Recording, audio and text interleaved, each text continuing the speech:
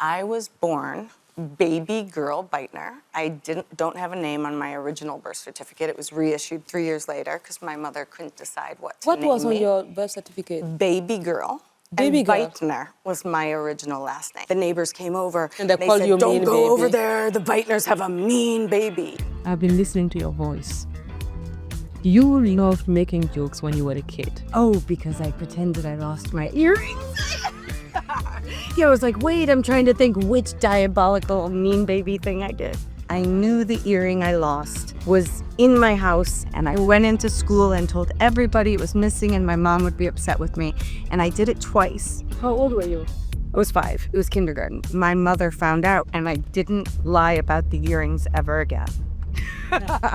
My mom put me straight, but I felt guilt about it my whole life. Isn't it funny, the little things you carry? Yeah. We just arrived at the Prime Minister's office, Melbourne, so we're driving in, and we're going to meet Maximus, the cat here, I hope. I just started following Maximus today. You started following Maximus? Yes. We have to tell him.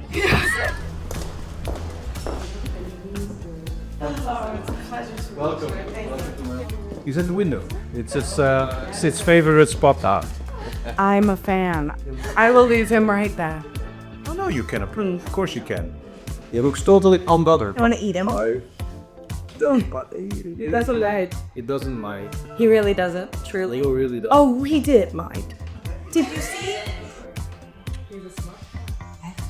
Gorgeous.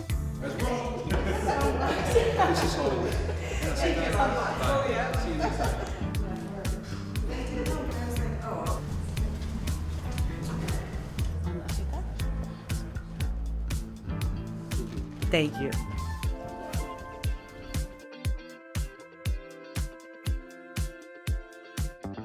Hi, Selma. Welcome in Europe. Welcome in the European Parliament. I'm so excited to have you here. Thank you so much. Mep Kanko. It feels so funny. You know, I forget how familiar I am with you, and then I realize how important you are. And before you begin your maiden voyage of this podcast, I would like to say the honor to be here with you is one of the most incredible things, because I admire so intensely your commitment to humanity, to women's rights, to even as small as a woman across the world that you saw. Look at who is saying that. I know, Look at who is but, saying that. I am so I'm impressed with you. I would say other people's lines, and I know nothing about politics, and I came so overwhelmed, of European politics, and it's not my area, but to just know you as a human being and the way you are as a leader has been one of the most gratifying experiences of my past 10 years. And, really the best, and you will be with me forever. But also, I think we're so much. friends, but as who you are and what you do. Thank you, Selma. I mean, I wanted to say, look at Selma is here. Like, I admire you so much. You're one of the most resilient people that I know.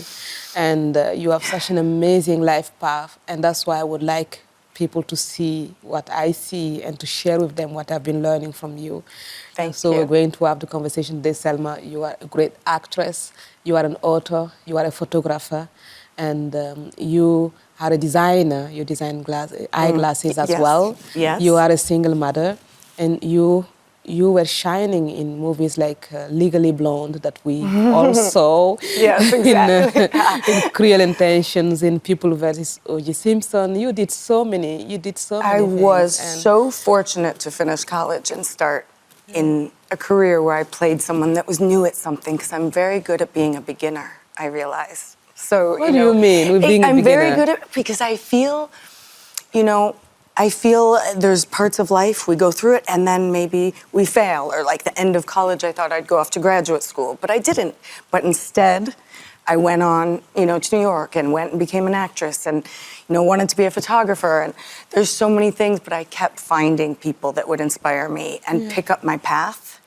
And so there was a time, instead of feeling like a failure, I felt like a beginner at everything. So you have a chance to keep doing. And now I'm on this adult path in my life, and I know you were asking about me. I'm always so excited. I'm so excited for the world to see you as someone that can bring out the best in people, as this, in this maiden voyage that you're on of this this experience here. But You it know what, was a very strange thing to be a college girl, and then a bit in that movie star world that I admired these people so much and was a part of things that were really memorable in American nostalgia.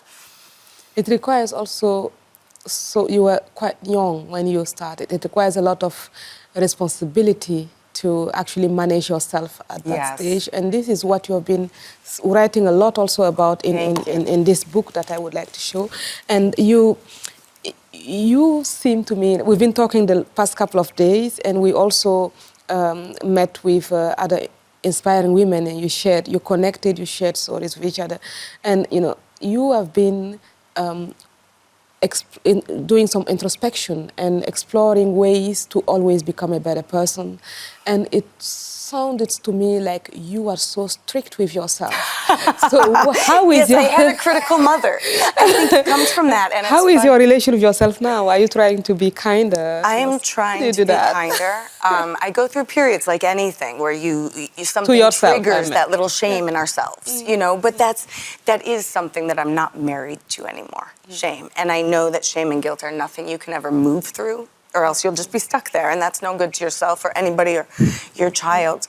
So I think I am getting better. Yes. And of course, once I had a child, it changes everything because I did not become the focus or take the brunt of whatever was going, because I knew that I wanted to learn to be a good mother, and being a beginner as a mother, you're in full force, so I wanted to be a better example for him than I was in my younger years with confidence. But he does say I'm a critical mother, just like my mother. And I was like, oh, you've not seen anything, kiddo. Maybe we all end up becoming our mothers. I know. I mean, I really sound like my mother, everything. And when I wrote this book, my mother passed away. And I'm sorry.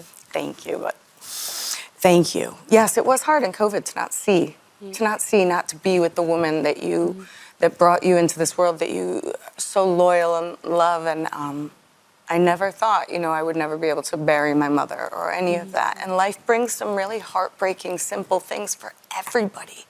And I think that's what I realized as I made a commitment to changing and being a better person when I was diagnosed, because I realized that was all I could really do.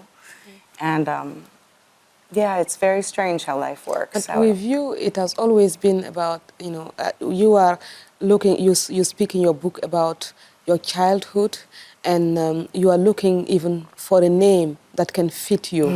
And you're struggling with names. Like Blair, like Lisa, you told this woman at the playground that you were Lisa. Yes. So where is that Selma Blair comes from? What is your name become now? It's a matter of identity for you. Yes, it's funny. I didn't realize teachers would say it to me too. I was born baby girl Beitner. I don't have a name on my original birth certificate. It was reissued 3 years later because my mother couldn't decide what to name me. What was on your birth certificate? Baby girl. Baby girl. Beitner was my original last name. Okay. It was my father's last name, but German. But there was no name. But when I had to start, they called me Bear because I had a fuzzy little forehead, a low forehead, and you have to rub it to make some hair. So they'd be like, oh, we need to make some space for the forehead, they joke. So they call me Bear. And so my mother, when I had to go to school, they had to come up with a name. So it was Selma, after her friend who died when I was born, and a woman that was kind to her and wanted her to succeed and gave her entire wardrobe when she was left with nothing, and Selma had this great wardrobe. So and I think that's one of the reasons why I love clothes so much. And Blair, I was named after a Supreme Court judge, Blair Moody. And my mother was an attorney. And but I never wanted to be called Selma. It just felt like a name I didn't grow into. It felt like a woman that had lived and died. And as a young girl, I wanted to be just like everybody else. And Lisa was a name I would tell people, but then I'd always get caught telling whoppers. My mother would say, her name isn't Lisa.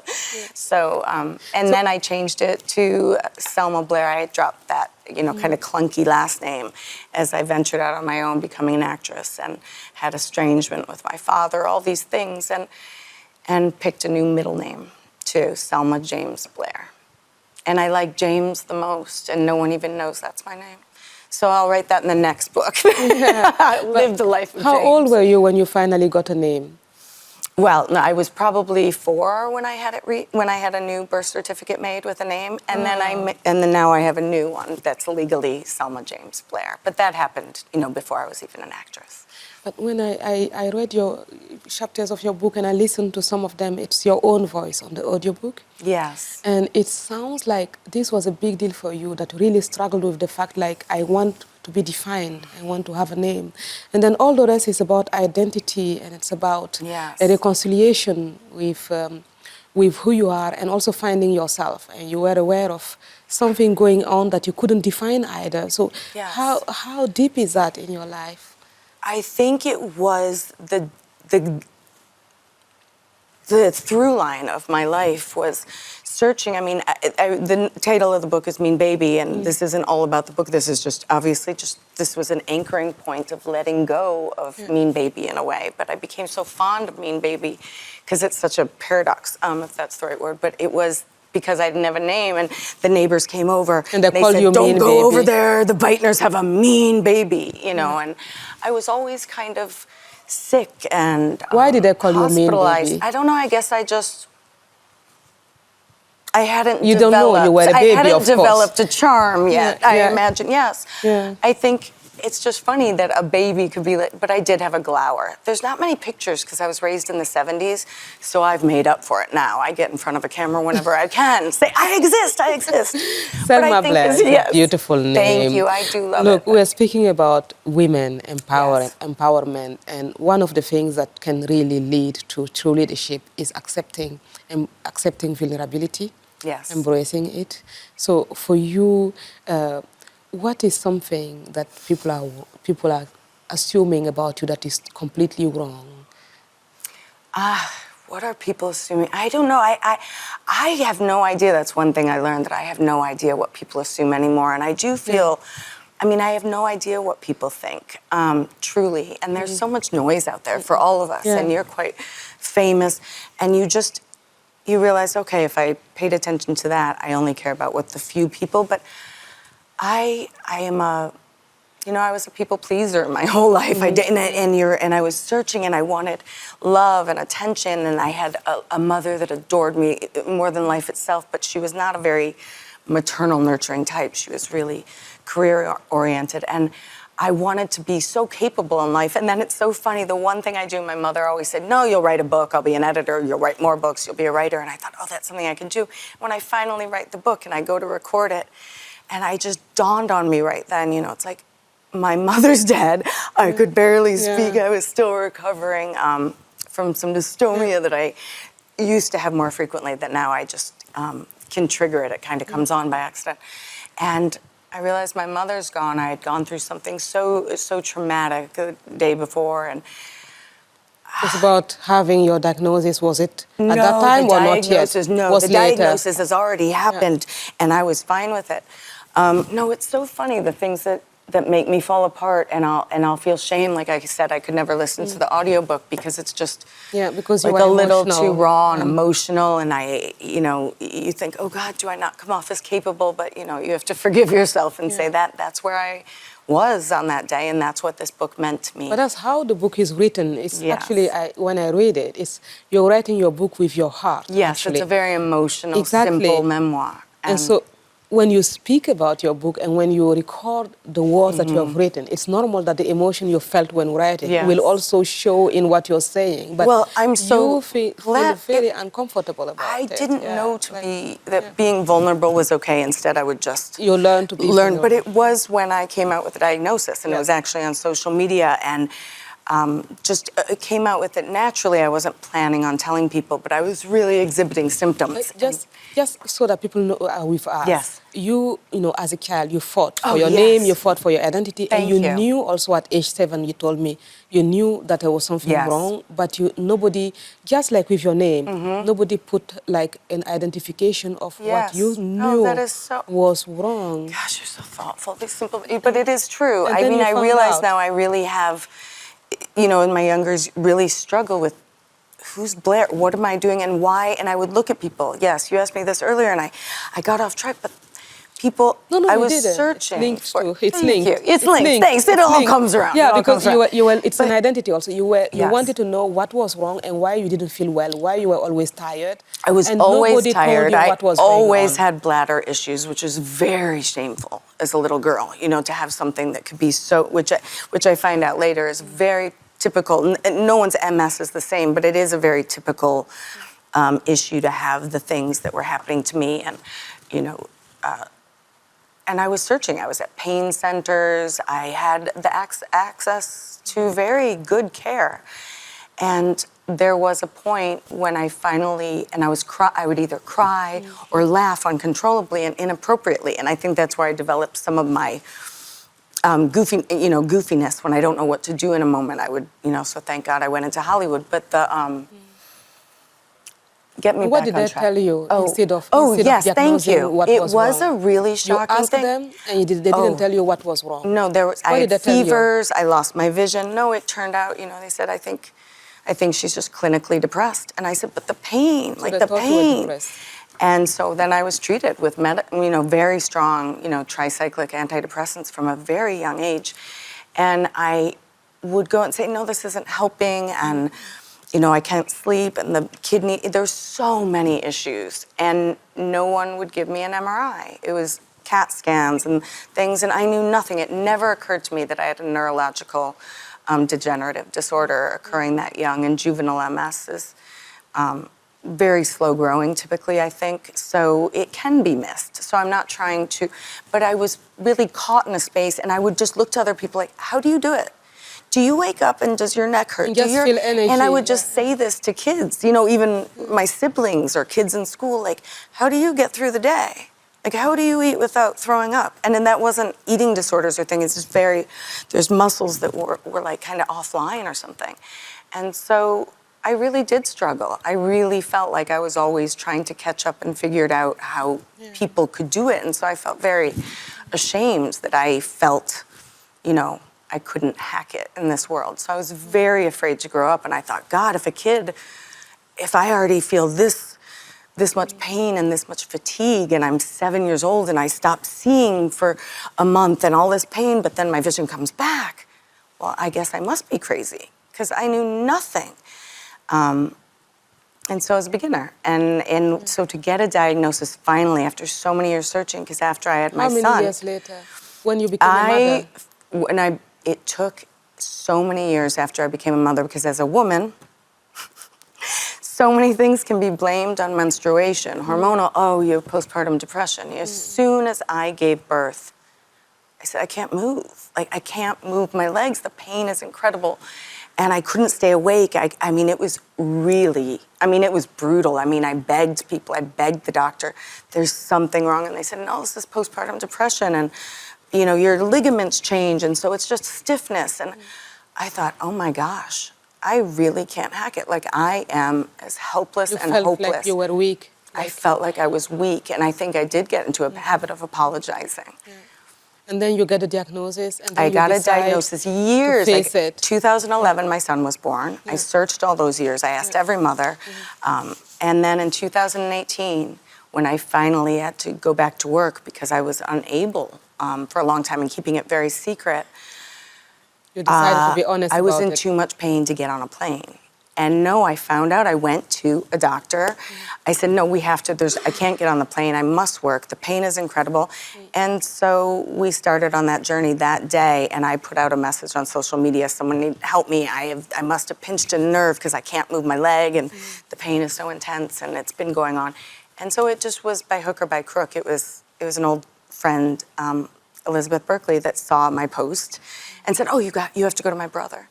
And I went to her brother. I said, I got to go. He's looking at my MRI of my neck. He said, And the brother was a doctor? The brother is a spinal neurologist, Okay. a spinal neurologist. And I had been to many neurologists in my life, but it was constantly, even when I had tics or dystonia happening at 23, which is the movement and speech things start happening, vocal dystonia. Yes. I also was just told, it's, because you were sad or you overdosed. These are things in my book, but a little bit, so I'm not telling tales out of school. But it was, so then it was blamed on, you took too many pills on an overdose, of antidepressants or something. I just took them all one day to just say, I have to be done with this agony. And so I was like, I had movement problems, and he would say, well, it's a bit of brain distress from all that medicine, it'll burn off, And so it would. When I So it listened took to your years. story, it must have been so scary, actually, that you actually felt, we discussed it earlier, like you felt that people could not hear you as, Yes. As a person, you felt very lonely. And then when you're facing pain that cannot be explained, you are not heard either by any physician until so many years pass. You are an So adult, many years you until become a this mother, doctor, I and fell then you asleep in his finally office. find it. And when you have the diagnosis, what you told me earlier is that you feel relieved because finally you know what's Right. going on, and then you want to share your story because you want to be authentic. You Yes. want to. I was you're not still too afraid scared. I was still of too scared to vulnerability. share my story. It took me months until I had devolved. I wasn't getting better. I thought, oh, now I know. There could be a magic pill, and I could be better all of a sudden. So I had so much hope. And then it kept getting worse, and the flare wouldn't go away. So I did tell people. And that response changed me. I had never had so many people interested and seen. And I realized something, about, just visibility and then wanting to People help could people connect with and they you could about connect. that. And I, for the first time, had a connection with people. Oh, I'm a regular human. I just have a disease. I actually have a disease. I am not crazy and making this up But you because I was felt- so afraid to be crazy. You felt some pressure to not share that story. Yes, That of people course. would. Because so- as a woman or anyone, especially in a field that I thought was the only thing I would be qualified to do, was to be, an actress, you want to maintain some sense of composure, some sense of being able to not just be a dramatic woman that's just an actress. Because I did live a whole life before I became an actress, and I went to university, and I did things. So it was one of the greatest gifts to be vulnerable and made me How did you feel when you were about to share your story and say, this is what I'm going through, I would like the world to know, and I just don't want to keep it for myself anymore? How did you feel when you were I about to do didn't that? think people would even care. I didn't think there'd be a response. But how did you feel? I felt maybe a little nervous, but I also felt like I was only going to get worse, and so there was no choice but to tell people, at that point when At I that did come point, out, yeah, because yeah. I could no longer walk clearly and was using a cane. People were starting to say things, or they were assuming like I was making fun of people when my voice When your would voice devolve. was, And, I was like, no, I'm not trying to sound this way. This is just something that's happening and I don't understand it. So it was kind of a mea culpa, but it was also to thank the people that helped me. Yeah, but you told me earlier during this Yes. conversation that you seem like you finally are more looking inward on how to become the person you want Well, to be. then when I found out I wanted to When commit did you to life start? and to Yeah. getting better truly, because the feeling better from MS didn't come quickly. It took a lot of searching and finding the right doctor and in time, and it wasn't linear and easy. I mean, it took 7 years to start feeling better from diagnosis, and I had already had it, God knows how many years. So what did you ask about? I wanted to know actually when at a certain point in life when you learn enough, you start looking more inward Yes. to be the person you want to become. I finally felt safe enough And to when look did inward. you? So that's the It moment you was stop really- comparing yourself with others or stop Yes. letting others' judgment guide your life. When Yes, was I that? think I knew this was a problem for me. I knew that I was my own worst enemy because that's all we really have is ourselves and our love for our children and the, generation past it and our children. And it comes down to us, and that is it. And I knew that I wanted to learn how to be the leader of my own life with some grace and acceptance, because I had put myself through a lot too, and my whole life. And some of it would be judged very harshly by myself and other people, and rightfully so as a younger girl. But I really knew I had to make this choice, and I had no idea how to do it. Yes. I had no idea how to be kinder to myself, and I wasn't one that liked to read But you self-help knew books. you had to. But I knew I had to. What made you be so sure that you had to? Because I knew when there was a possibility I might not live that long and that my abilities would go, and I couldn't make a living to take care of my child. And I knew that there was no other choice. I mean, of course, and And so it's like, I will search and I will find a way to really learn to Such be a power nicer of to nature. myself. You're so strong. I think necessity is the mother of invention, right? I mean, the things that I never thought that I cared as much about people as I did, because I was always so afraid of them because they seemed so much more competent and happy than And I you was. felt less capable. I felt less than and less of capable, keeping and up. how will I keep up? And so I did push myself hard. I mean, if someone gave me a task, I'm great. Left to my own devices, I flounder for a long time and in wondering. But I was very much wanting to please. And I realized also on set that I love making people happy, and that I was happy at that time very much being a supporting actress and a team player. I didn't have these great ambitions for a spotlight or a star, but I did want to make a living, and I did want to have good days and tell stories. And I just didn't know how to tell my own without Your own just story. Yeah. blaming myself for everything. So You did say you prefer to make, you've learned that you prefer to make people laugh instead of making yourself cry. yes, I prefer to make people laugh more than I like to make myself cry. And it is very challenging to rewire your brain, but then I'll get back into the knowing of I'm just somebody that is a hope. And if one person finds any hope that has shame or given up or just doesn't know what to do, then just by me showing up or me also admitting, like, I am a constant beginner until you're not, you know, that we have to try in life, that sometimes it's not that easy, and that I wanted so much to make other people feel better in their lives, What do you whatever do it was. to make yourself feel better? To make myself feel better, I make friends with people like you. To make myself feel better. No, for me, it is something that does make me feel better to meet people who are meeting life and not just going for glory. They're really making a difference to people. And I didn't always have the energy to do that. But when I realized just being myself and being honest, there's always slings and arrows of outrageous fortune you can get yourself in. But if you do just think of yourself with humility, but also greatness, because we are all entitled to keep searching for that. Very well, like connecting with each other, like Connecting we with connected last people. night with a couple of women, connecting with people, sharing, learning, growing. Yes, is where exactly. you find the energy to advance. And what did you feel most judged about?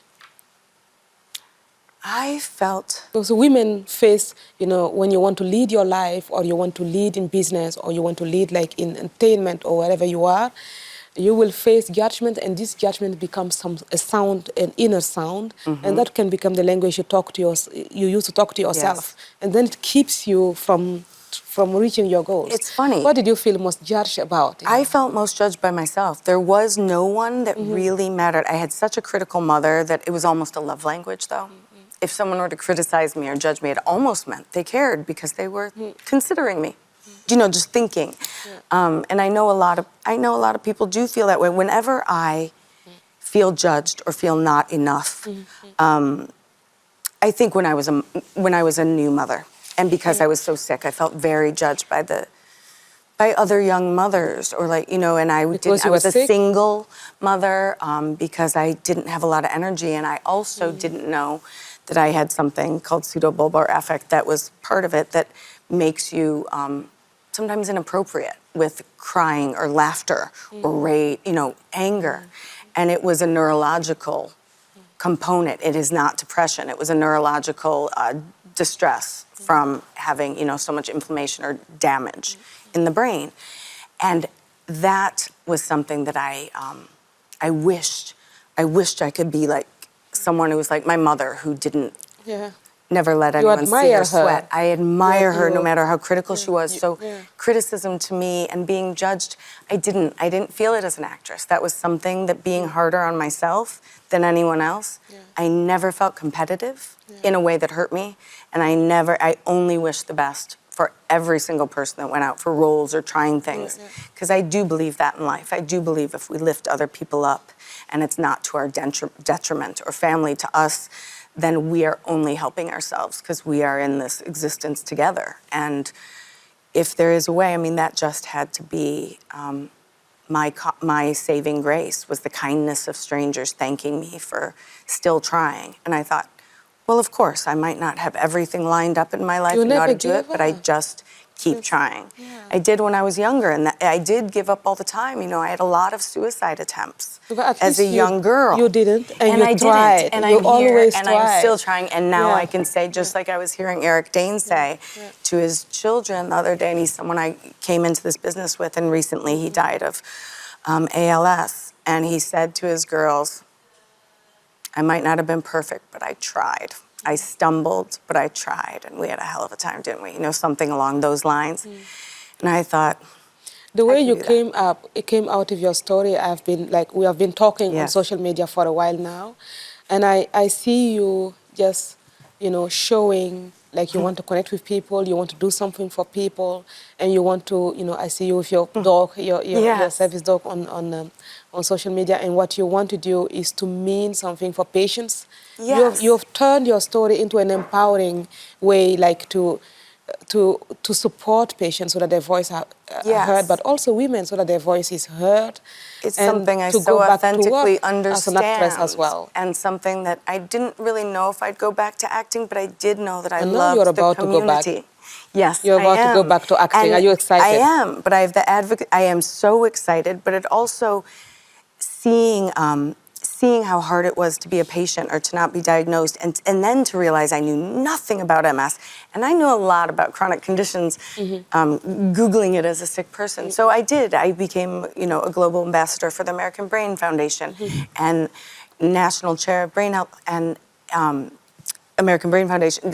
So there were things that I could use from those experiences, and then, started to realize, oh, okay, maybe I have the stamina, that foundation, they need to raise funds for all these things. Yes. And I need to raise my funds for my creative life again. And it is such a thrill to start to learn to have the stamina again. And I am going to go back to work.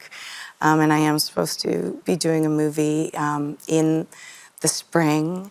And it is a human interest story, an animal story, a dog story that never gave up, and this dog gave everybody, the impetus to keep trying harder. If this dog could keep, just so it's a beautiful, just human life story, but I find it really interesting that yes, I'm going back to work in something that's just how can we inspire each other without, patting ourselves on the back and this whole, but how do you inspire people sometimes with your vulnerability? Because that is how I got through life, was kind of being miserable and a mean baby and all these things. So I got that down pat. Now I can get to use that in this new chapter of my life of being, someone more like my mother or someone more like you, or, the things that I admire so much about you as a single mother. And, the sickness once my son was born, yes, it made me feel like, again, I'm not enough. It's, You always felt you were not enough, because in fact, when I read in your book, you speak about, you compare yourself to your mother. That's what I see through the lines. You didn't say it, but one can feel it. Like your mother, she was abandoned by her first husband, from what I understand. Yes. And then As a she single mother, cried. she cried. She I was said, sitting Mom, with you. how'd you get over She it? cried, and then she didn't cried. only She cry. gave herself a week. She And she said, I stopped. locked myself in a room and played solitaire. And she said, that's it. I'm not going to let this happen again. And she became a lawyer. And that she didn't was just the become. first woman in her law school She class. went to law And then school. she went to Yeah. law school and Yeah. was the first woman in her law school class. And like you, The first woman. in her law school. Yeah. She wasn't the first woman lawyer by But in any the law stretch, but school, it was it was the 60s. It was a time when women didn't even have a credit card of their own. When I think. read your pages, I see your mom smoking, Yeah. and then crying, watching the kids, And then said, lock "That's herself it." up, play solitaire, and then decide, now I'm done. I dry my Yep. tears. I'm going to law school, and then she become this powerful lawyer. Yes. You're looking up at her, and you're like, I can never be like It her. seems so far away, and it seems so far away to me. But now that I'm realizing that a lot of what I thought was less than was this also neurological fatigue I had every day, And so I had to look back, and even in writing that simple, but to me kind of heart-wrenching experience of writing that book was that it's just not over. Till it's over, these are the stories I can not be ashamed of anymore. We don't have to be There's that no, strong. We yes. don't have to be.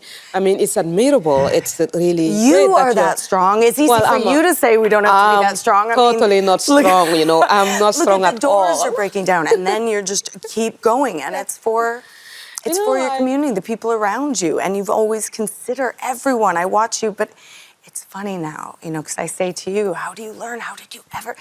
You said you listen. You are a listener. You see people, and that makes me shut my mouth. You know, like these past few days with you, it's like I'm gobsmacked, you know, and it has been so amazing being kind of in this like crash course and in what your life is like, and as this incredible fighter for us, and someone that still wants to bring out, even in me right now, you know, the great things in me, and I'm still that person that's like, oh, don't worry about that. Let's, you know, it's just more comfortable. Yeah. But I do have incredible things going on. You have inspired everyone here. You went in the parliament, you saw people, you spoke, you listened a lot. It makes me so happy. You even met our Prime Minister's cat, Maximus. And there's so many people here. I've been so impressed with their... And they were impressed with you too. And because of what you're sharing, it's a story of resilience, of hope. It is. Resilience is something I never realized I had until people told me, you know, and then I look back at it, and it used to make me cry a little when I was writing this little book, but it is the resilience sometimes you realize, okay, well, that's something. What gives you the feeling? That's something. What gives you the feeling now? What is the biggest feeling of freedom for you? Like right now, when you think about freedom, how would you say you feel about it? Like, I mean, freedom is so much other. I mean, my God, freedom. I mean, I'm a simple girl. I just want to be in the ocean with my kid and my dog, and the 2 friends I have in life. You're one of them. No, but really, you know, there's just, I have a very freedom to me would, you know, not blaming myself for the opinions of other people. You know, I just put a lot of stock in other people because I discounted myself. Yeah. And it is, and so many people do it, so many young girls that I mentor. They discount themselves. They found me because I think they read this simple book and thought, oh, I can relate to this person just floundering, but there's a certain grit. And then I have met some young women that I'm in touch with every day, you know, that I've been with for, you know, 12 years, 10 years mentoring. And every day I just have to listen and stop myself from saying, no, stop putting yourself down, because I just want to wait for that inroad to where they see how incredible they are. And do you see it more and more in yourself too, when you see it in others? When I'm kind to myself, but no, yes. And it is really when I'm doing any work or creativity that connects me to people, because you do get out of the neighborhood of your head of the old stories, and I do now. I do. What gives you hope, like today, generally? Going back to acting, or I do love being in a collaborative environment. I never was a good team sport player. I was a horseback rider, or a figure skater, or maybe a skier when I was young. But I never knew team sportsmanship until I became an actress. That was the closest thing. And so I think the thing that gives me the most joy, though, and again, I have to not beat myself up, but it is the simple things, because I do still, you know, have a chronic illness, and it is the things like reading and just enjoying moving my body while I still can. And so I think when I have that kind of gratitude, and I never thought of gratitude when I was young, that was corny, and what do I have to be grateful of? I'm, you know, this terrible, mean baby.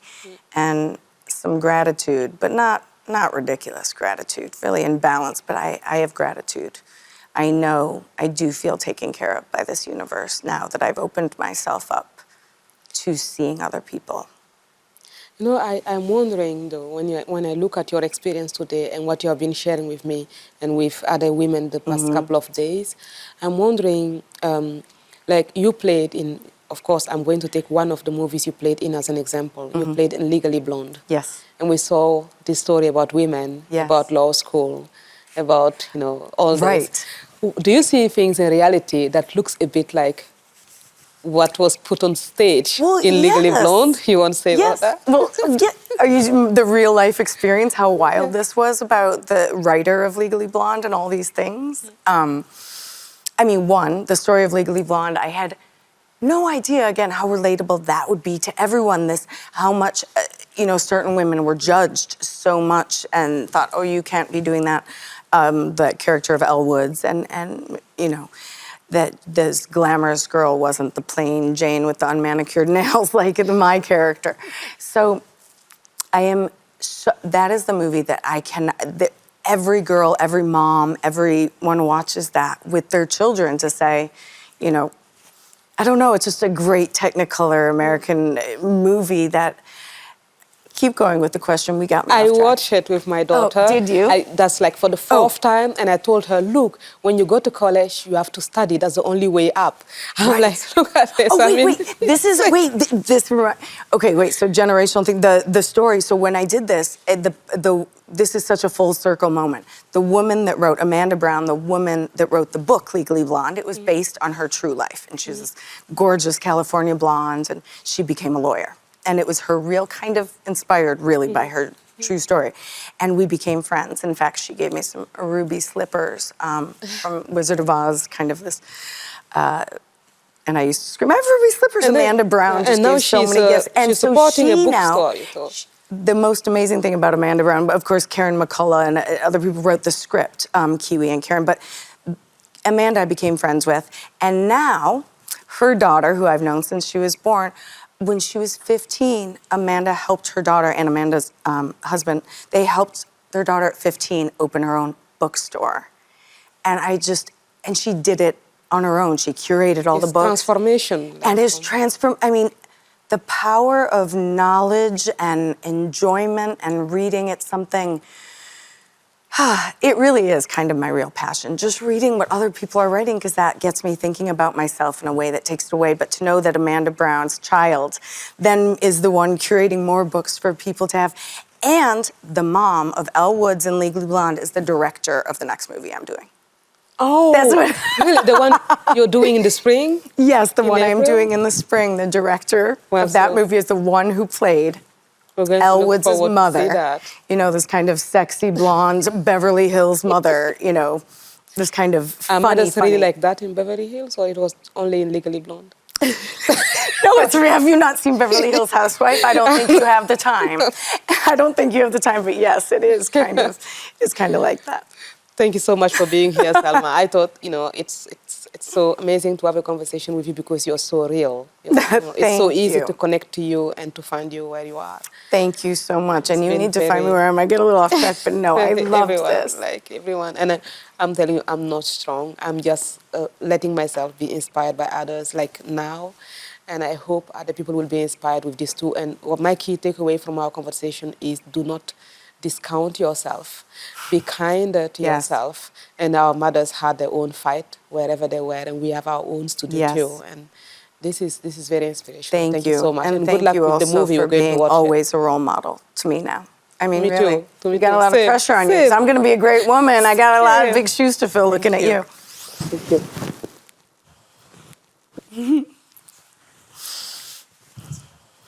Oh, and of course, Oh. I have a gift for you. I love you know, presents. in the European Parliament, I don't know what kind of gift you expect. What do you think it is? A law book? Is it a law book? No. I hope not. I'm like, Something this is oh my gosh. nice. It's a very comfy. Wait. This is not like a European Parliament thing, No, is it? that's Thank for you. me. I was like, what don't I know about European? You have a mascot? This is now the new mascot. Oh my you gosh, can this use is it. so And cute. it's What do I very do with comforting. this? You put your hands in it and you can keep them warm. It's a muff, like a It's hand like- muff. Yeah, You used it's to like- say that as this is really So cozy. Thank comforting. you. Oh well, I don't have my service. You can dog turn to it get- around if you want. If you don't want to see his face, anyway. Like, I've just had enough of you. This is really, And thank it's you so for helping soft. me look like a capable woman. Just kidding. Wow, Yeah, what just- are you speaking about? We just said in the podcast, do not discount yourself, so we need to do this again. No, I'm just teasing. It's like, who would expect the woman that I admire most in the world now, the most capable, it. intelligent, and I'm like, I love this is right. Yeah. I love it. In the Belgian rain, with that weather, you can keep your hands warm. Thank you.